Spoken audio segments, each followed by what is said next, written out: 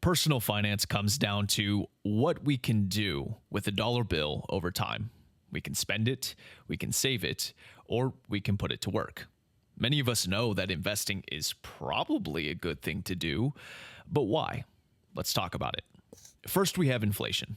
Inflation is the overall increase in prices that makes goods and services more expensive for consumers like us, businesses, and governments. Over time, things like groceries, housing, education, childcare, and other costs of living will naturally go up. The result is a negative impact on what we can buy with our money, because what we can buy today with $1 is a lot less than what we could 5-10 years ago. This is called a reduction in purchasing power, and this erosion of purchasing power is why cash loses its value. To fight that effect, we need to invest.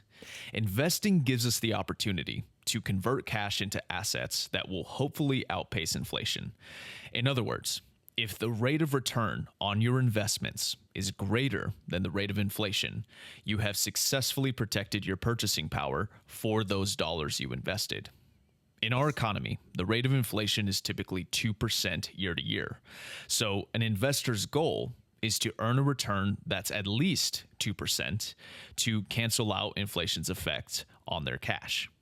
If the money is sitting in a checking account that pays 0.02% interest or a certificate of deposit at 1.5%, that money will have lost value over time. But if it's invested in bonds paying 4% or diversified stocks growing at 10%, the money maintains and even grows its value. Next, we have wealth. Wealth can mean a lot of different things, but in personal finance, wealth is defined by a person's assets minus a person's liabilities. What you own minus what you owe. When you invest, you're directly contributing to your overall assets that can consist of your cash, your house, your car, your 401k, etc. And under the invested portion of your assets, you have stocks, bonds, real estate, commodities, and alternative assets. But where investable assets differ from our material assets like a house is how they can grow in value over time without much cost or unnecessary debt. Cars not only depreciate in value, but also require most people to use high-interest auto loans. Primary residences do go up in value, but you have to account for all of the expenses it takes to maintain and live in the property. Having cash is great, but you're not going to build your wealth on checking accounts alone. Recall how inflation erodes our savings. You need investments that grow exponentially with time because of how investable assets compound themselves. Saving $100 a month for 30 years will get you $36,000. And adjusting for inflation, that money is more like $27K.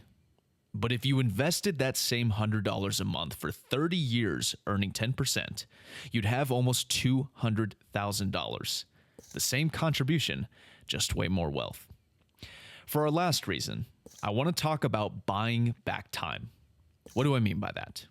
In our system, we use money to purchase and do the things we want in addition to the things we need. And in order to get money, we trade our individual skills for wages. And that exchange requires time. The input required to generate an output of money is our time. In the context of our 9-to-5s, or our contracting gigs, or to some extent our business ownership, if we want to generate more money, we have to raise the time input. But that equation has a natural constraint, doesn't it? There's only 24 hours a day. So unless you want to spend every second of your existence working to make more money, you'll need some leverage. Investing is that leverage. It's how you can change the equation of time in produces money out to money in times some growth factor produces money out. The return on investment isn't directly tied to how much you work or how often you apply your skill set. Therefore, every dollar you generate through investing is a dollar you did not have to directly work for. Generate enough dollars to equal your hourly wage, and you just bought back an hour of your life.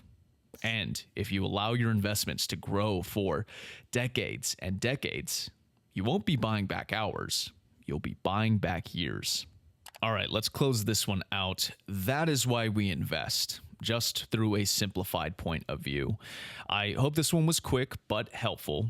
If you like this style of video, be sure to like this video and consider subscribing if you aren't already. In the description, you'll find 2 emails, one for general questions and one for financial coaching. Shoot me an email if interested. As always, thanks for watching. Until next time, take care of yourself and best of luck.